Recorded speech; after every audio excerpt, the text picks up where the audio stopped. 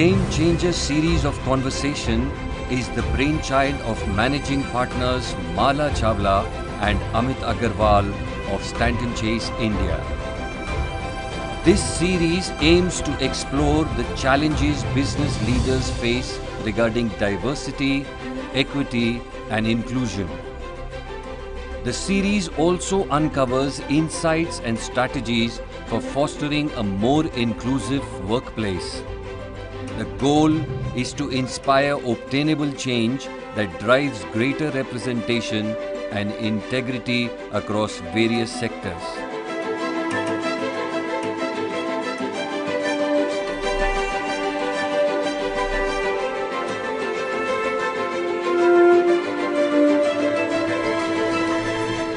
Good evening, everyone, and thank you for joining us this evening. It's going to be a really enthralling conversation that we're going to have tonight. So, ladies and gentlemen, esteemed guests, and advocates for equality, welcome to our Game Changer series.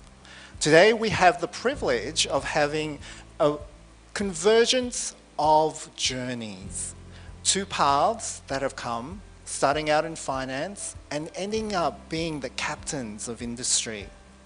We're going to navigate through the powers, the corridors that we have to work through, and sometimes the glass ceilings as well, the realms of finance. And we're going to have a conversation with two women who have reached the pinnacle of success to become CEOs. And we may even have a couple of jokes on finance. So let's get started. Allow me to introduce to you our guest of honor.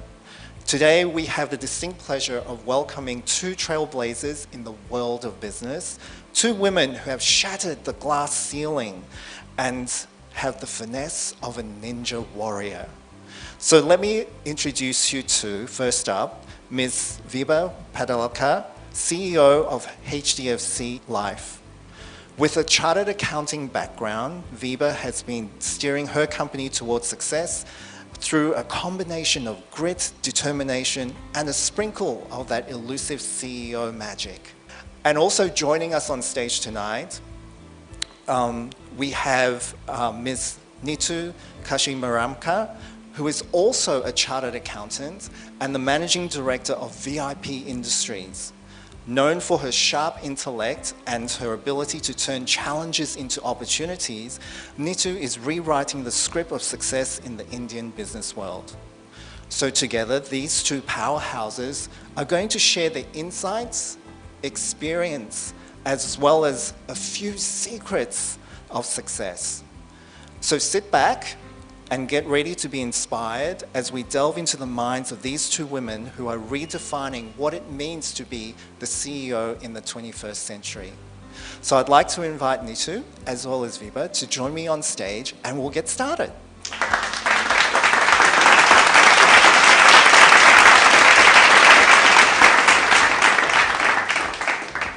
Thank you for joining us tonight.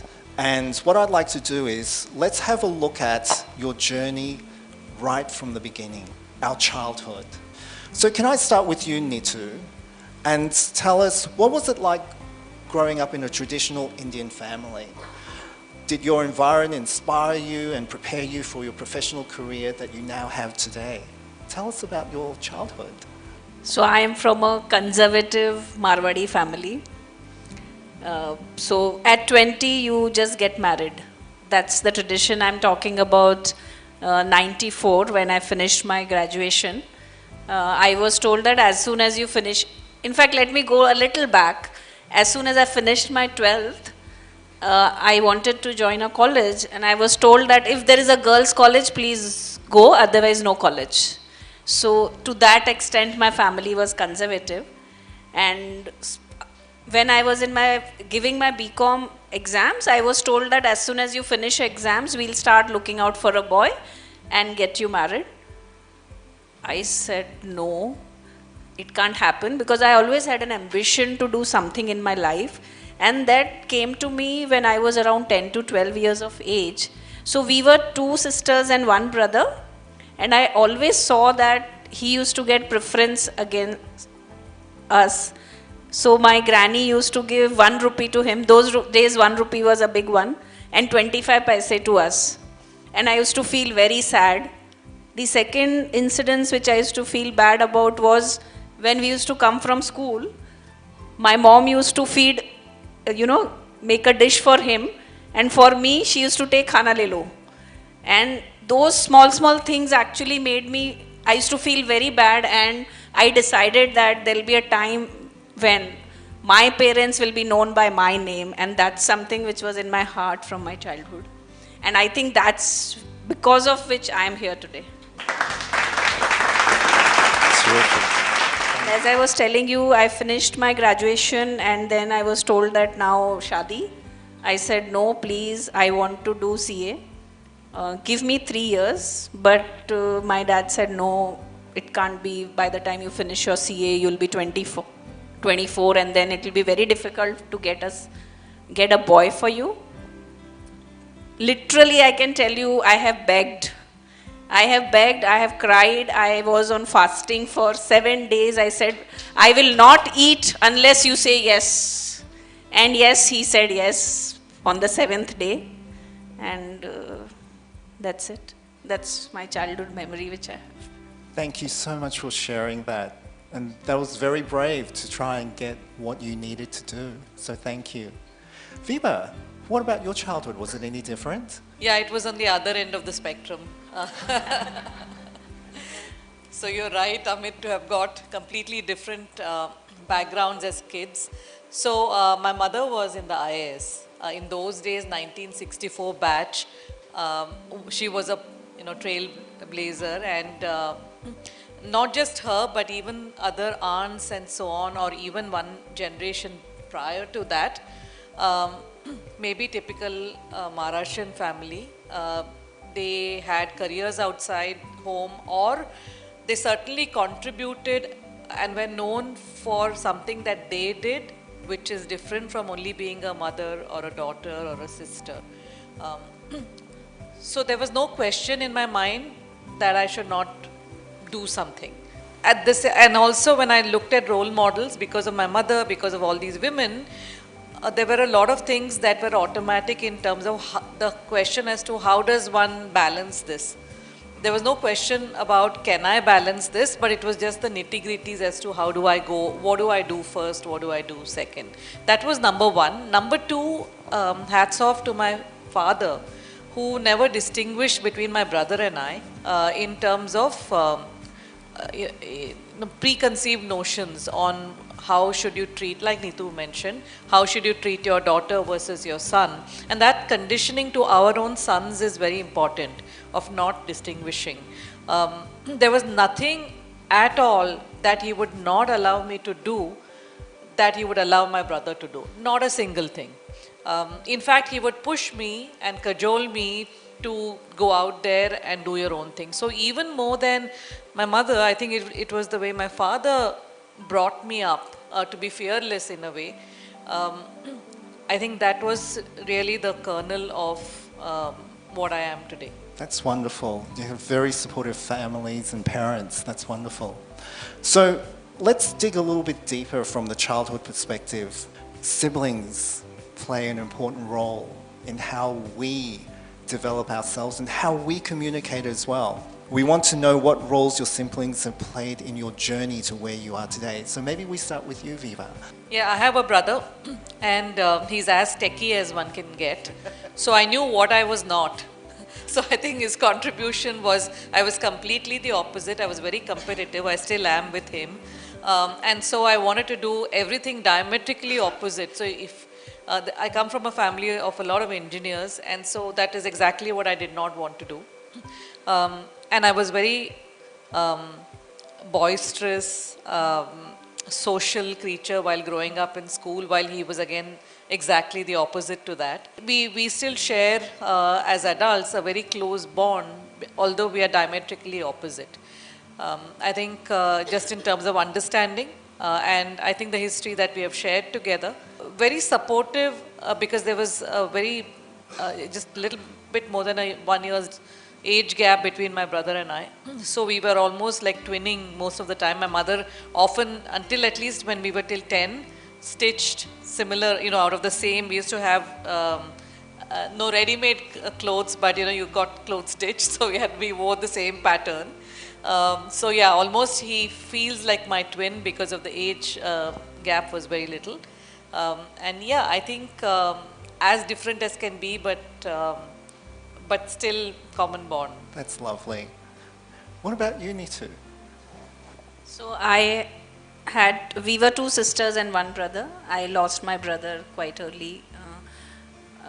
I have a younger sister, and she always, whenever I want to cry, whenever I feel low, I think that's the support which she always gave. I could open my heart to her because so many challenges, so many times, getting married and after that some issues. So that's the support which I got from my sister, and today also I get. That's wonderful. I hear the close bond that both of you have with your siblings and the role and support that they give you. That's wonderful. So let's move on to friends. I'm sure our audience would love to hear a story at any stage of your life, a friend who by action or by advice has changed the direction of your life. Yes, I have a close friend by the name Sangeeta. She is with me for now almost 30 years. We were in same school. We went to the same college. She was more intelligent than me, so she always fared 1 or 2 marks more than me. She got married as soon as, we finished our graduation. So even before giving the exam, she was engaged.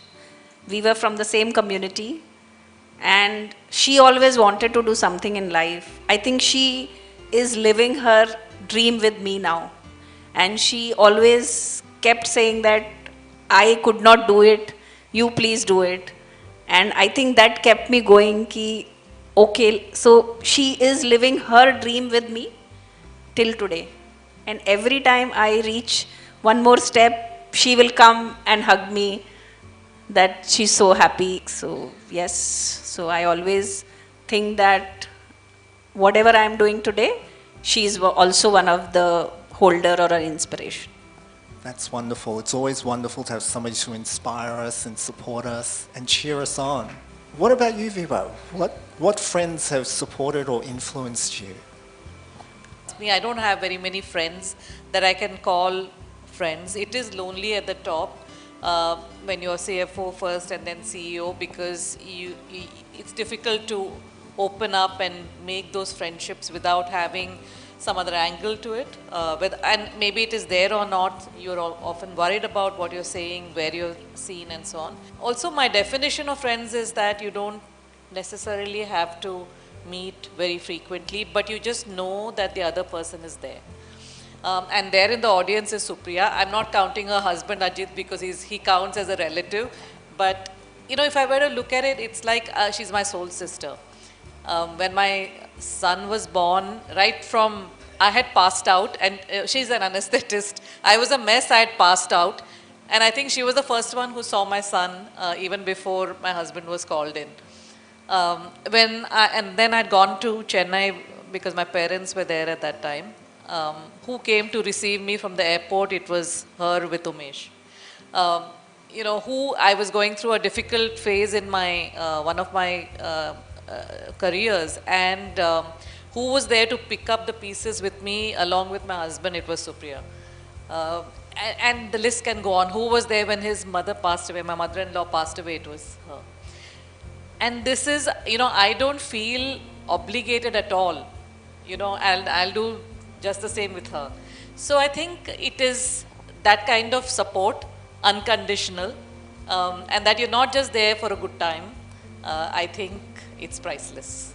So, with your friends in the audience, would it be okay if I ask them a question? Yeah, sure. Oh, sure. Great. Let me ask you. Vibha said that it's lonely at the top, but sometimes you don't have to meet that often in order to rekindle your friendship and the support infrastructure that's there. So how do you support Vibha when you're not so close? I always know that she's just one phone call away, and she knows that. We don't necessarily talk to each other, sometimes even for a few months. But it's always there at the back of the mind. Thank you. And that's so important to know that you have unconditional support just a phone call away, even though you may not be in close proximity or you may not have seen each other for a month. So let's move on a little bit, because I'd like to touch on something that you've just mentioned, Vibha. You mentioned that at the top it can be quite lonely for leaders. How's that impacted you? I don't think too much about it. It's like many things. That's the cost of the job. It's like when a celebrity says, I'm hounded all the time.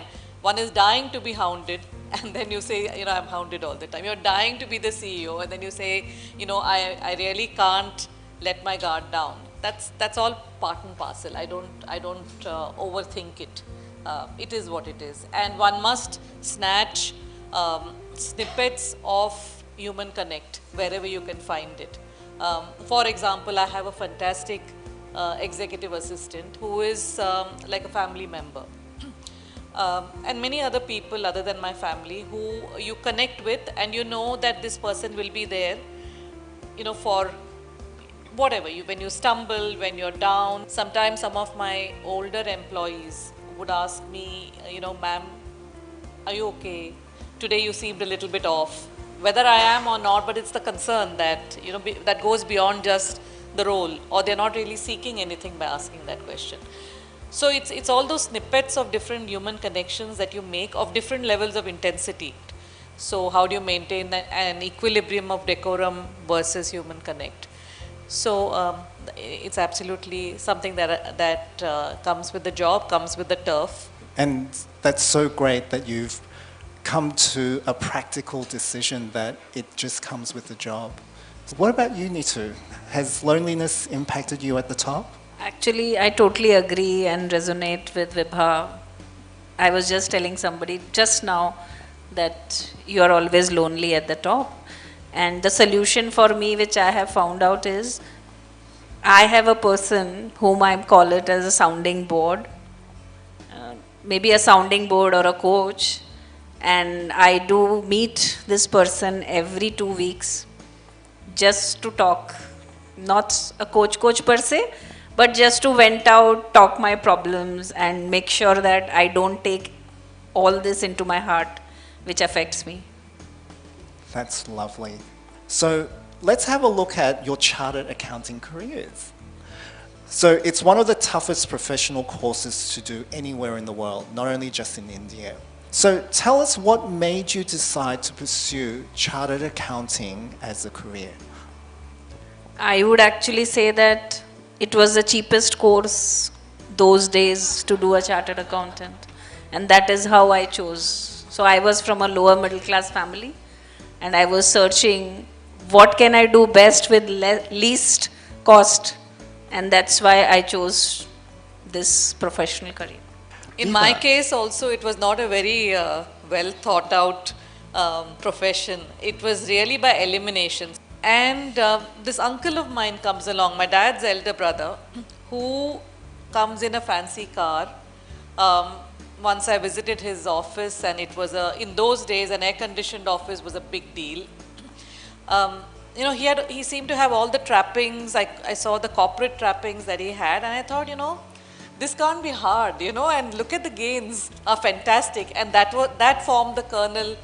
So it was a right blend of the glamour, felt like it was within my reach, equal amounts of my being a rebel to my parents and my brother.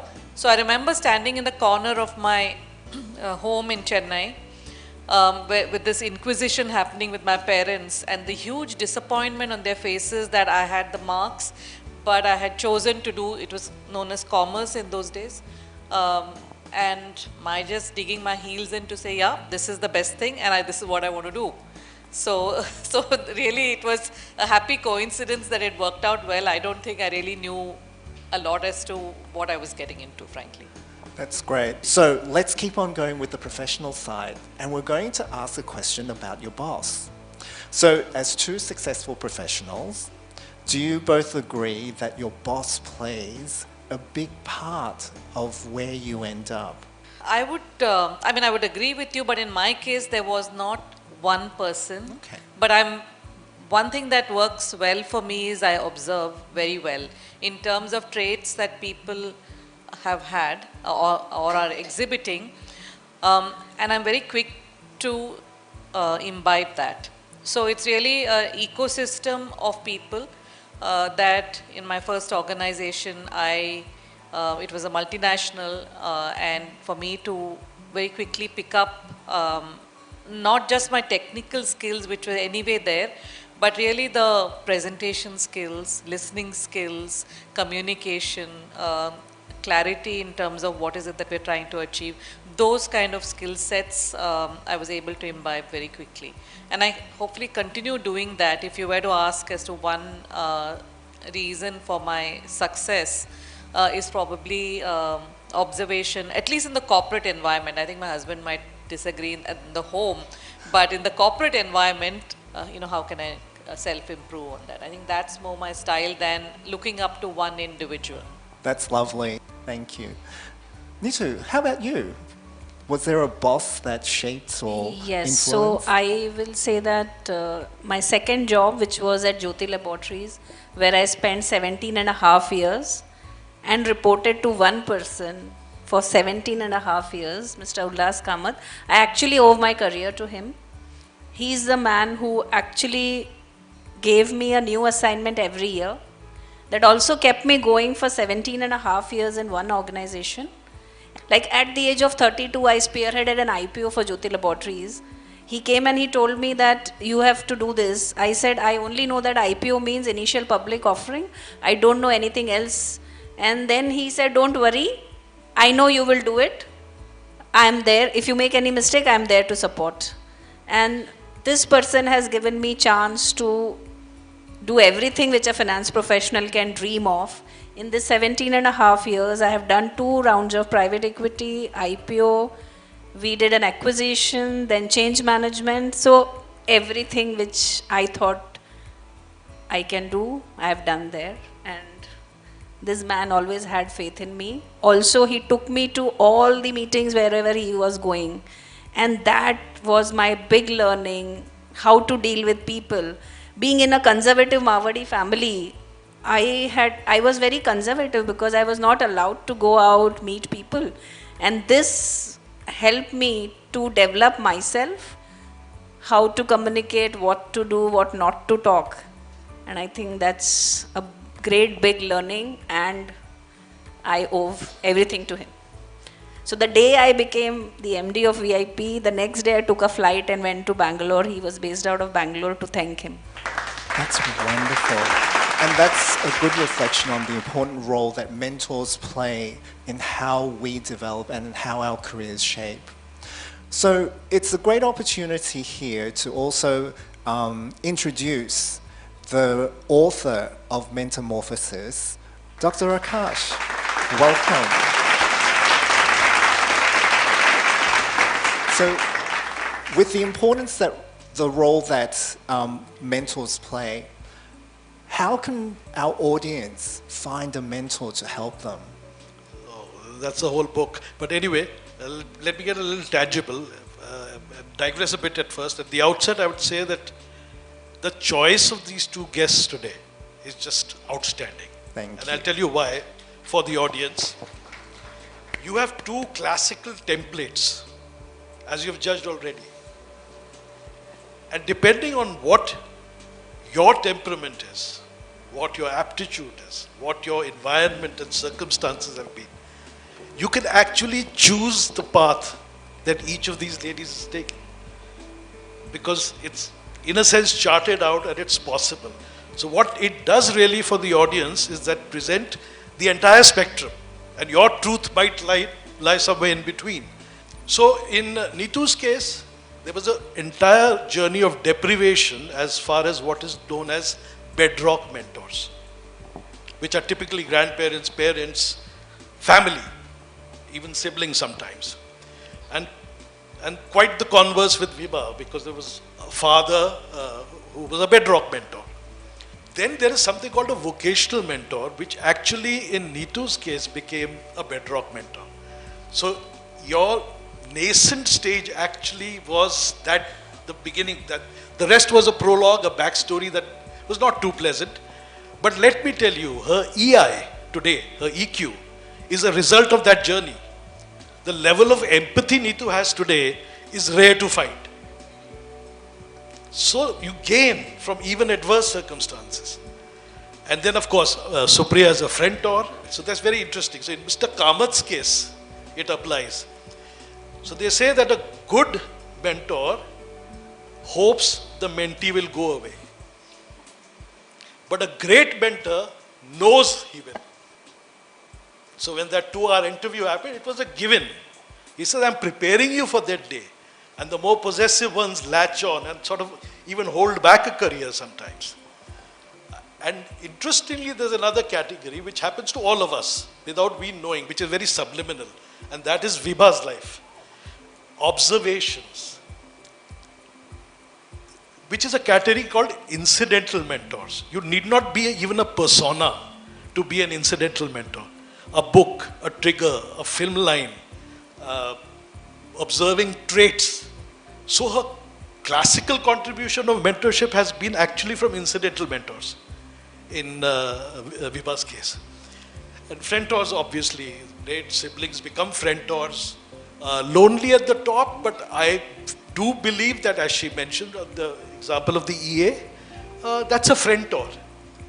So, you know, you have BFFs or the 4 a.m. friends, as the millennials say.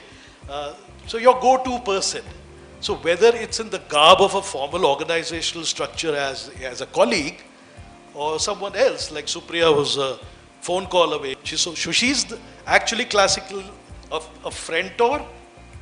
The friends who are mentors are friendtors. And she's also a distance mentor. She's away, remote, but accessible. I can go on, but yeah, I mean, I'm still learning. I'm actually gleaning stuff from this conversation, which I hope is not over yet. Please carry on. That's all I can say right now. Thank you. Thank you for the insightful observations of our session today, and I'm sure our audience can learn a little bit more about the mentoring. So I'm going to move us along to family and spouse. So I'm sure there's lots of challenges in terms of balancing the personal and your professional lives as well. And that can get quite complex, especially on the marriage and on the family as well. So how do you manage that balance between your career aspirations and your role as a spouse? I would always say that it's not so difficult. It's a mindset. And also, you need to treat your spouse as your friend. So, a small thing I would like to say before I go there, I chose my husband. Okay, and the way it happened was, Marwadi families, when my dad started looking out for a boy, most of the chartered accountants started saying we need a housewife. And in that persona, I was very clear, if I have done my education, I have to work. And we used to get those biodata, and we got one biodata. He was working in Bombay, chartered accountant, family in Grasim. So my father-in-law was working in Grasim, and when I got this biodata, there was a name of the company. I called him after finding the number in yellow pages, and I called on that number and spoke to him, asked him to meet me, and told him that these are my 2 things which I believe in, which is 1, I will decide whether I need to work or not, and 2nd, whether his family is accepting or wanting to have a daughter-in-law who will work. And actually he liked my confidence, and he's my husband today. So actually that's why I keep saying that I chose a person who can help move into my career. And balancing, yes, since this was a conversation which happened even before we decided to marry, he was always supportive, and he never came into, in fact, I would say that many a times he has sacrificed his career for me, because we had 2 boys and we decided that one of us have to be there whenever we are going out. So if I'm going out, he's in Bombay. If he's going out, I'm in Bombay. So I think that balancing has helped us where we are today. I love that. And I'm hearing it's not only just support and balance, but it's also communication. Yes, clear communication. That's wonderful. Vibha, what about you? How do you balance between your career as well as being a spouse? See, people never ask a man these questions, right? As to how do you balance.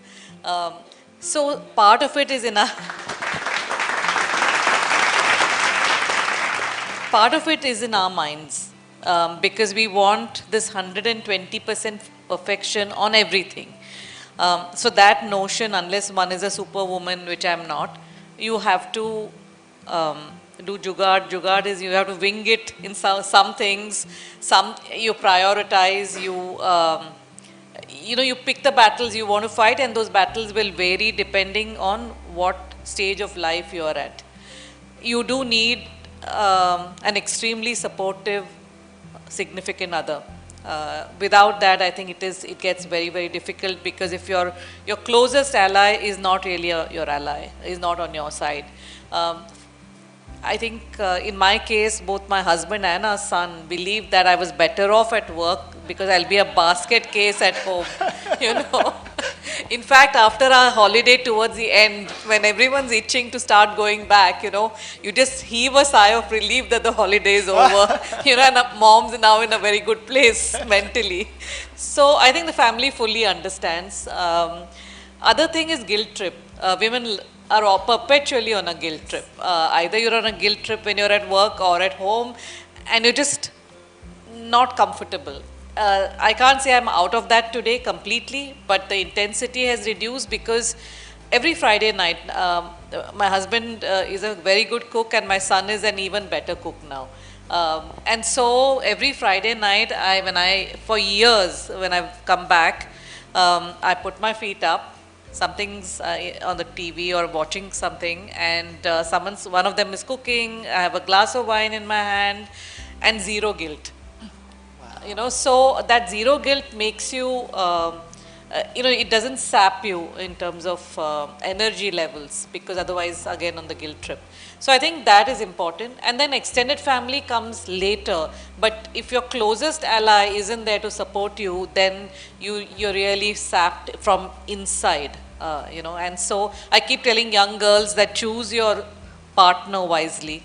And hopefully you give birth to kids who completely understand you, you know. Because my son, for years, as a kid, and his pediatrician is here, Ajit, he used to fall sick on a Friday night and get better on Sunday night. For many, countless times, because he knew mom was at home probably at that time, or parents were at home at that time. So I could not have wished for anything better. Thank you for sharing that. Such a heartwarming story. Thank you. And ladies and gentlemen, we also have Vibha's husband here, Umesh. Umesh, I'd like to ask you a question. We've heard how supportive you are, and we heard what a fabulous cook you are. What role does communication play in supporting your spouse when they are very busy at work? How important is communication? Lesser the better. Oh, okay. What's going on wrong at home stays at home. What's going on wrong at work stays at work. Oh, that's very sage advice. Thank you. So on a lighter note, before mobile phones and so on, he often had a hectic schedule, and so did I. Right. So we used to have these post-its on the fridge, right? So yeah, so you know, and a lot of funny things used to happen because it was lost in translation, like social events and stuff like that, or whose social event we're talking about, you know. And we also joked that we used to meet each other so little that, you know, we were still in our honeymoon period. Oh, that's so nice. So that was a secret to a happy marriage, I think. So that's really, really lovely. What role do parents or in-laws or close extended family, what role do they play in supporting you? Very, very important. Apart from the bringing up phase which we talked about, but post one getting married.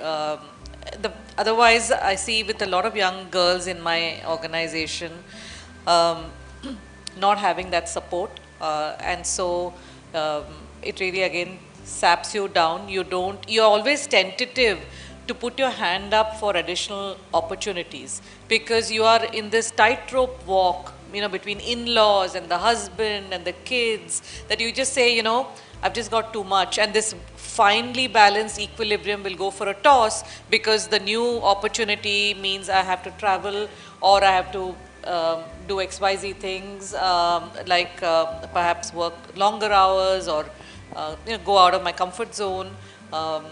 And so let me give it a pass. That happens a lot. And so in-laws again being supportive to say, I'll look after the kids or I will do XYZ or the other chores at home makes a huge difference. And also not making the daughter-in-law feel guilty. The same way as the son does not feel guilty about working, same. Thank you for sharing.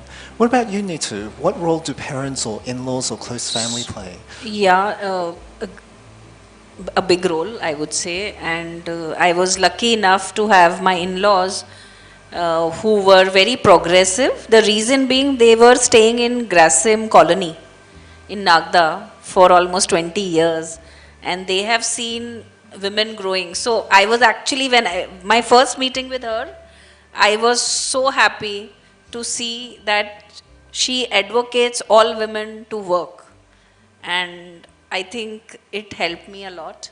So she never stayed with us because my father-in-law was working, but she always was available in need. So I have to travel for 10, 12 days. She will come and take care of the kids. I think both my mom and my mom-in-law, either of them would come and help me. So I think that was a great help which was available at whenever I needed them. That's wonderful, and I love such a progressive mindset in terms of parents and in-laws as well. That's fabulous. So we're going to move on to the next phase. Both of you are mothers, and research tells us that when women get to a certain point of their career where they're almost thriving, they kind of have to put their career on hold or pause so that they can have the children. How do you manage the demands of the career whilst also trying to be a parent and avoiding that guilt? So I always say that it's a mindset of the woman herself. She feels that if she is not at home, the child will not be taken care of. I think it's in our minds which we need to be clear of. So when I was carrying, actually a lot of people started saying that abhi job chhod do because the child will need you. I was very clear that there is no need for such a thing. In fact, I believe, and I used to tell examples, so the people who were housewives and their kids, when my kid was 5 years old and their kids was 5-year-old, the difference was huge. Like my child was much more independent than them. And I think I would say that they become more independent when the mother is working. I also believe that father, mother both have equal responsibilities. It's not only mother who has to take care of the child and therefore she has to take a break in her career and sit at home. I think it's a dual responsibility shared by both father and mother, and in my case, my husband was quite understanding on this point, and therefore I never thought about a career break at any point of time. That's wonderful. So maybe let's ask Hiresh. Hiresh is in the audience with us today. What's it like having a working mom? So I would say she is my inspiration, and I look up to her for all that she has achieved in her life. And yeah, I'm proud of her, definitely. That's wonderful. That's wonderful. That's so lovely to hear. Vibha, let's move on to you.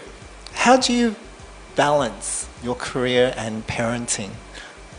So again, there was clarity that it's, my career is my left hand, my children, my son is my right hand. So it's not this or that, I want both. Right. And then with a supportive spouse, and like what Neetu said, that both are play a very important role in bringing up the child.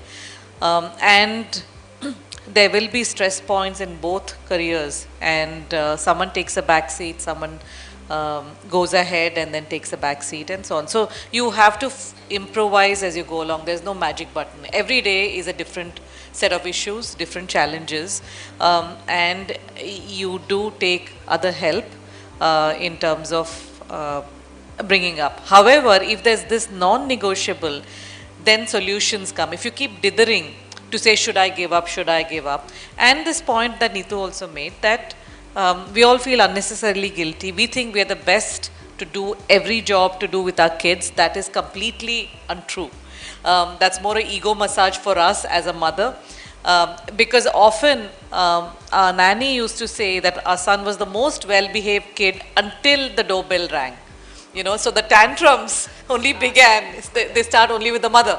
Right? So, also I don't remember my son throwing a tantrum when I used to go to work, but on weekends if I started getting dressed, that would upset him a lot. You know, and then he started becoming nervous that you're going again to work on a weekend, but never during the week.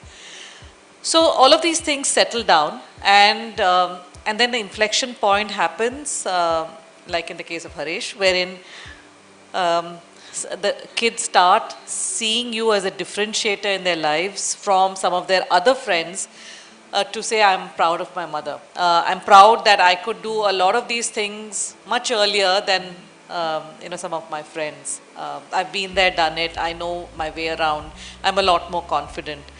So tables actually turn, and the kids start becoming people that you can lean on. And today I'm at an inflection point that when I have a business issue, I'm able to converse with my son as well, apart from my husband, on just bouncing off an idea or bouncing off conceptually what went wrong in whatever that went wrong. And that's a big high, you know, that you've brought up this adult that is that has a 360-degree view, that is a person in his or her own right, and you've played a part in this interesting human being that's now separate from you in many ways. That's wonderful.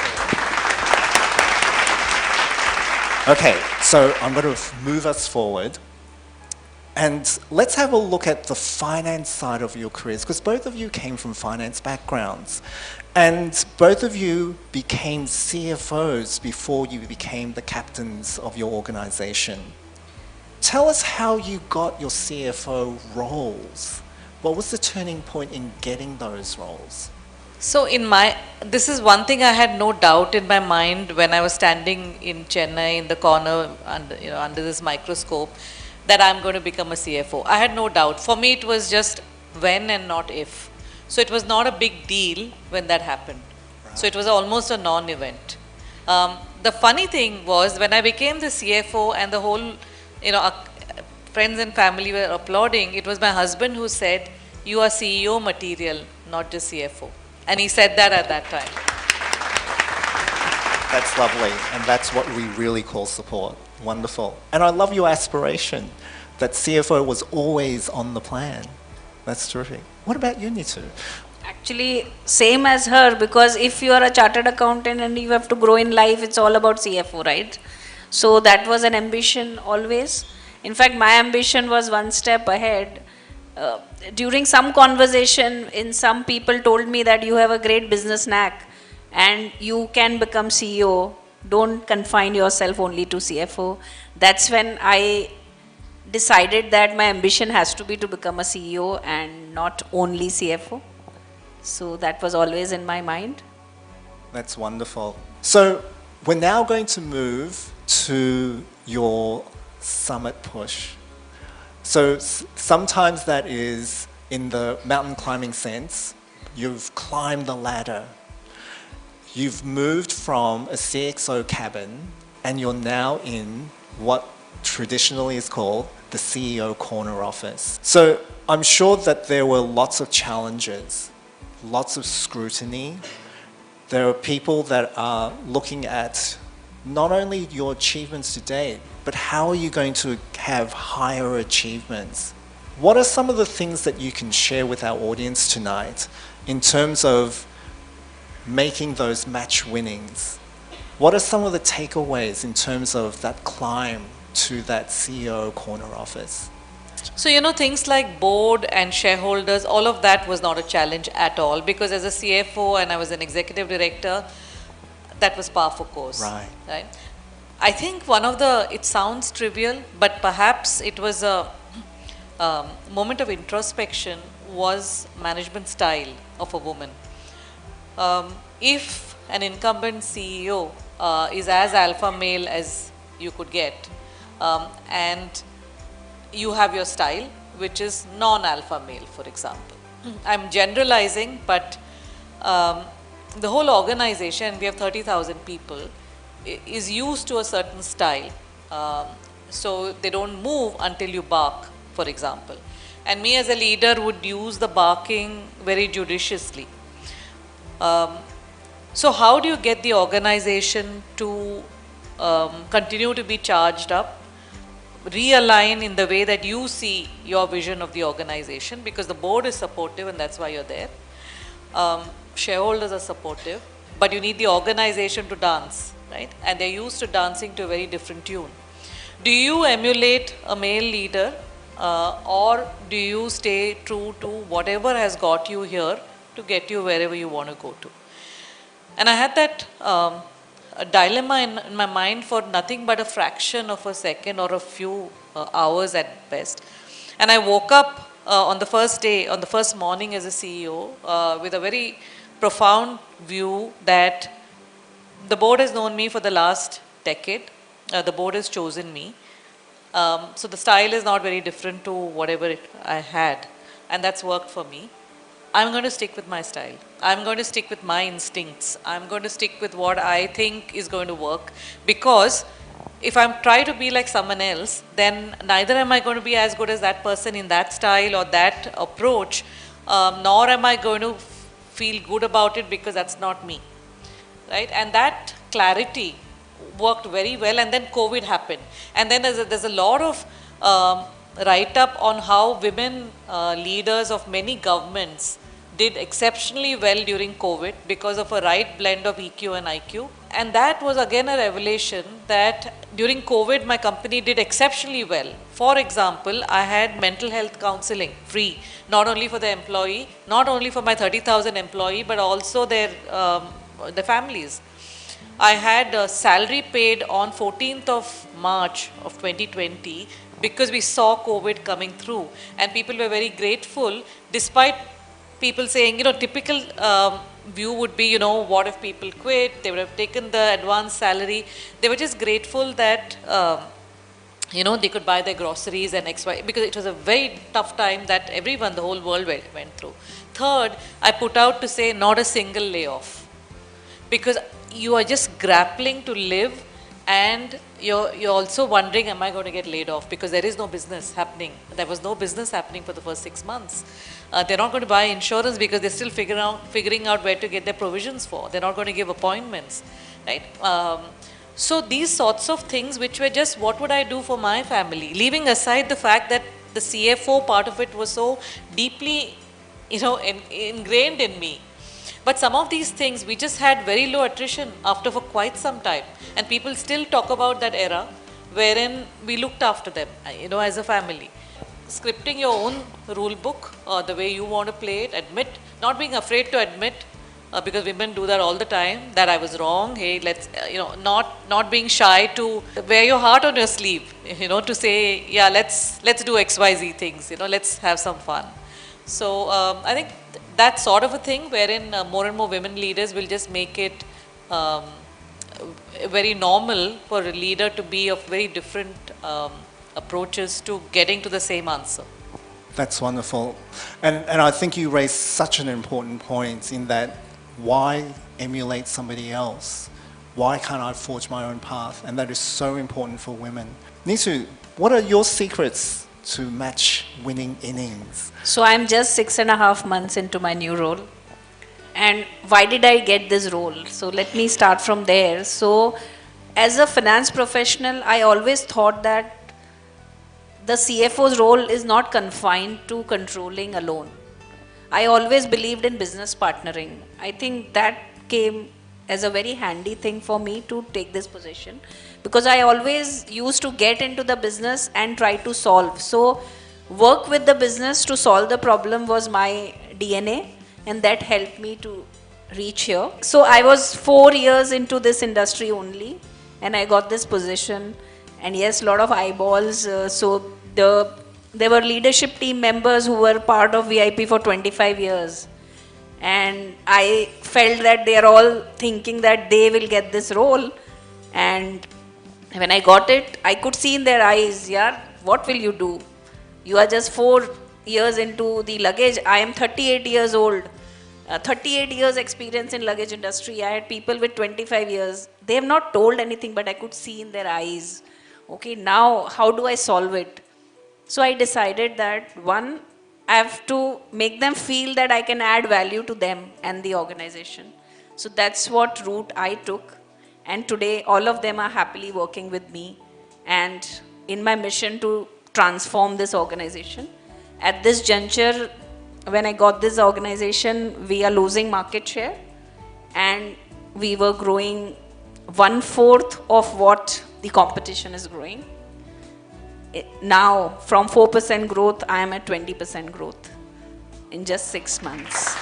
And this is where the entire leadership team, who in those eyes when I could see a different thing. Yesterday I have a message from somebody who said that I look up to you and my respect for you has increased multifold. And this is a gentleman who is in VIP for 38 years, IIT Mumbai to VIP, and today he is heading 2 businesses for us. So I think we have to show that we can add value to get that respect. That's fabulous. I love the numbers and I love the transformation that you're bringing. So it's very true in terms of being successful. It's about delivering what you say you will, and that's so important. So this is the last question because we're going to talk about paying it forward, okay? So as heads of your own companies, of your organizations, what are the strategies that you are adapting to ensure that women in your companies are able to perform at their optimum capabilities and not think about dropping out? How are you making the next generation of Vibhas and Neetus? Yeah, many things. First of all, the raw material today is a lot more capable than what I was. You know, they are fearless, they are so outspoken, they know what they want very often. So actually I have to counsel them to not expend their energies unnecessarily and fight every battle which is not important, and wear the feminist card for everything. So it's really the pendulum is swung the other way. But you know, I try to see whether we can widen the funnel, because dropout ratio is still fairly high. So which just means that the funnel has to be a lot more. So at interview stage, I do nudge to say, all things being equal, let's increase the female to male proportion. Today at an org level, we are 26%. We've just inched up to about 27%, but we need to get it up further in terms of the funnel. Then in terms of the drop-offs, we have a lot of women-friendly policies, extended maternity leave, sabbatical, even taking leave at certain stress points like your 10th and 12th standard exam. In India, it's a big deal. So, you know, if you want to do that, or being a primary caregiver to your parents and in-laws that you want to take time off. It's also a lot easier now than it used to be when I was young in terms of working from home and phygital and so on. So especially in certain roles that you really don't mind that kind of a model. And also many other things like, you know, are we being fair at promotion stage, but also are we being fair, are there enough advocates in the company? For example, if there's a guy who's done operations and there's a role for sales, he would chest thump to say, you know, it's no big deal, I can do it. While a woman would only focus on the things that she doesn't know, to say, I've never done sales. You know, my stint in sales was just for 2 months, but I don't really know it. So how do you prop up the girl, like in Neetu's case, that with the mentor, to say, you know, you can do it, I can see it in you. So are we having enough advocates in the organization, male and female? It is our business as leadership to have those advocates to say, I'll back you up, don't worry, you know, you have my support. So those sorts of cultural behavior, toxic environment, for microaggression, so that you don't make the woman feel small in the whole scheme of things. But a lot more is required. But I think, like I said, raw material is very promising. That's excellent. And it just shows the progress that Indian women have made over the years and decades. So the raw material is a good starting point. And I love what you said about advocates, because there are not enough advocates for women. And by pushing more advocates in the workplace, you are also pushing for more men to become allies of women. And that's such an important thing for women in the workforce. So thank you for all those initiatives. Neetu, what are you doing in your organization? So multiple initiatives, some of it are similar, like flexibility, work from home, allowing them to take some off. Other than that, few important things we are doing. We have started a program which is a She Leads program. So we have identified, so every year we will identify 10 potential leaders and give them a coach and take them to the next level. So that's one program. The second program which we have just launched during the Women's Day is a second career. So something which we were discussing, during the 25 to 35 years of age, a lot of these women take break to take care of their kids, their family, the ailing parents or in-laws. So I am giving a flexibility of asking these people to join back, come to the corporate world again. I will make you fitter for the workplace. My company will help you and offer you a job which is relevant to your capability. So that's the second program. And the third one, in my company, the ratio of women is very low at this point of time. It's just 9%. So in next 3 years, I want to take this to 20.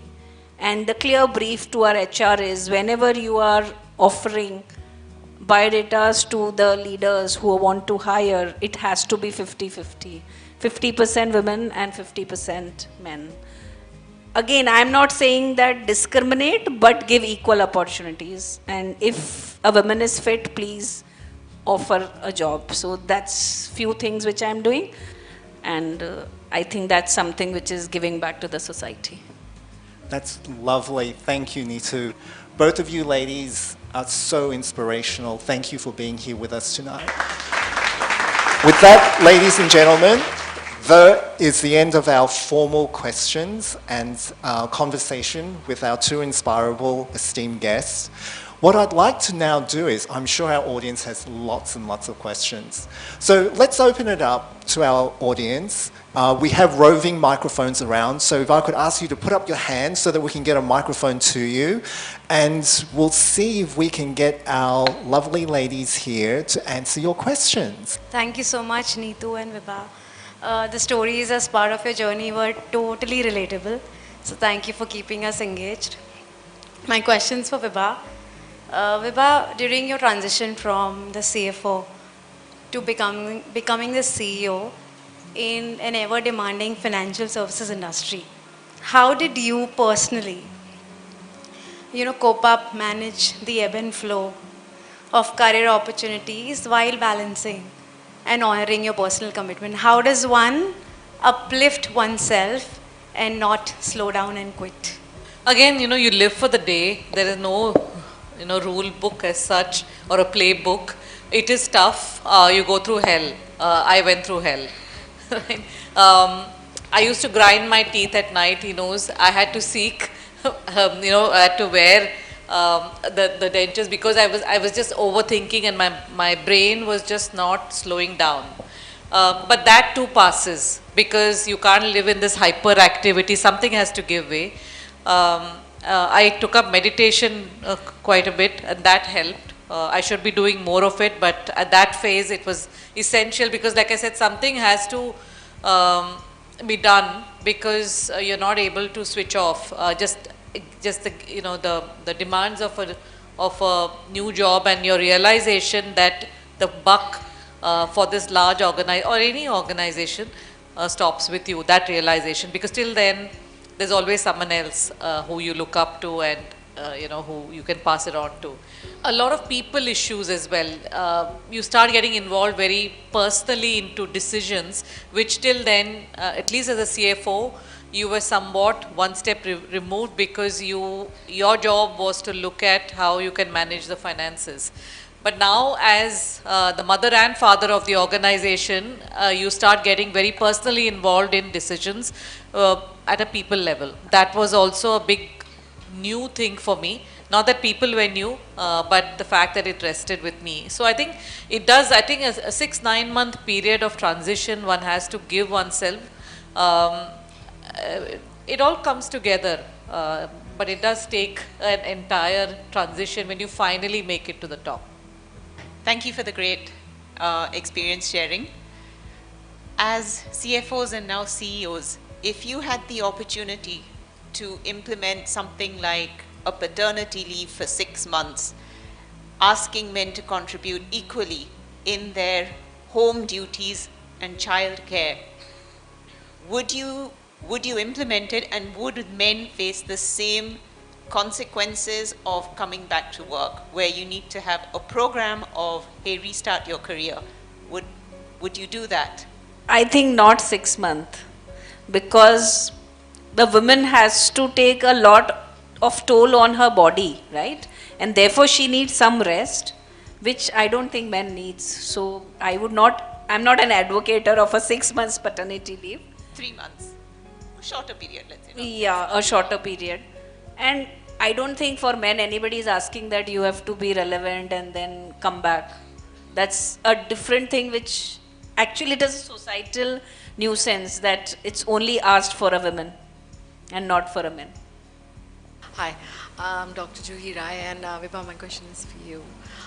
You mentioned that you're mentoring a lot of women, and you tell them not to sort of become feminists on steroids, and it's at the end of the day it's really hard, even while we are in transition, for women to navigate through this maze. So how do you balance that with with how aggressive or how tactful, and are there any tips for that? Because I think we really lack female role models. So I think that I can only share what worked for me, is that not to overthink it too much. Just focus on what am I a believer in. For example, if I believe that a particular company needs to be bought, even at a difficult phase that the organization is going through, because I think the valuation is great or something like that, or it adds or it kills competition in a particular geography or whatever, and I'm very passionate about it, I will just focus on what do I want, what am I being passionate about, and what am I being, what are the numbers behind it, what is the strategy behind it, rather than saying how will I be perceived. Yes, then how I put it across, my mantra would be to put it across with a lot of homework, rather lesser histrionics, more homework, wherein there is very cold data that speaks and the conviction as to why we should be doing it. Then I find a lot of young women are fighting every battle to say, why are you using this kind of aggressive body language against me, or using the woman herself being excessively aggressive for a relatively small matter, or not giving the guy a little bit more long rope because maybe he didn't think of you as a woman per se when he was batting back. He just thought your idea was lousy, which can also happen to a guy. Why is everything made about gender? So I think truth lies somewhere in between, and I do believe that if you are focused on what are you talking about, usually merit will shine. I'm a great believer in that. But if you're trying to score points on who got the seat just right next to the CEO, and if I did not, then I'm not favored, I think that battle can go either way and is not really going to get you your objective of where you want to get to. Hello everyone, I'm Shankari and I work with Angel One as a DI lead. So I definitely resonate what Neetu mentioned in terms of her growing up story. For example, for me it was a different case altogether since I was also coping up with my identity issues and other things. But again, completing my graduation itself was a big challenge for me, and even entering to the corporate world. So my question would be, how are we nurturing the talent pool?